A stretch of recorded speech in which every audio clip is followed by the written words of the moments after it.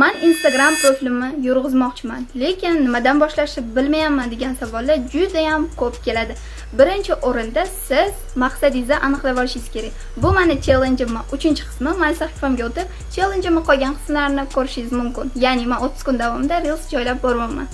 Ya'ni odatda insonlarning maqsadi mana shu 3 tadan bitta bo'ladi. Birinchisi bu pul topish, blogdan maqsadi pul topish.